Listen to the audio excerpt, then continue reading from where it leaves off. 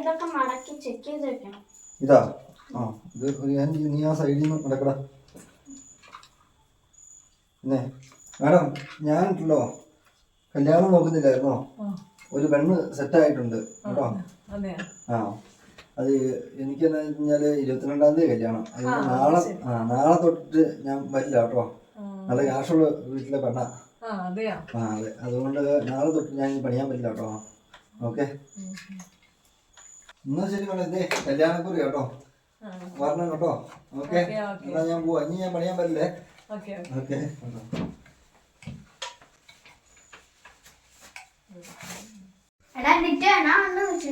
സുഖമായിട്ടിരിക്കുന്നടാ.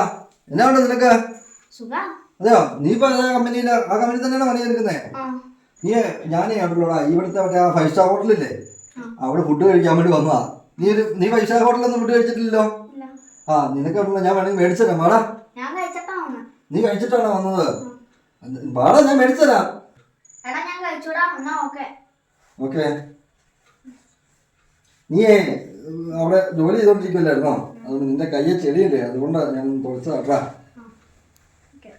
എടാ, നിനക്ക് എന്താണ് പറ്റുക? നീ ആളാകെ വിഷമിച്ചിരിക്കണേ. എന്നാടാ? ഡിറ്റോ ആകെ ആള് മാറിപ്പോയി. അതെന്നാ പറ്റിയടാ?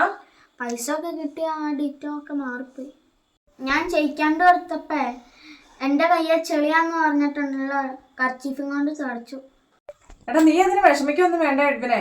അധ്വാനിക്കാണ്ട് കിട്ടണ കാശും കൊണ്ട് ജീവിച്ചാലുണ്ടല്ലോ ഒരിക്കലും അടി പറയും കേട്ടോ. നീ അതുകൊണ്ട് വിഷമിക്കൊന്നും വേണ്ട കേട്ടോ.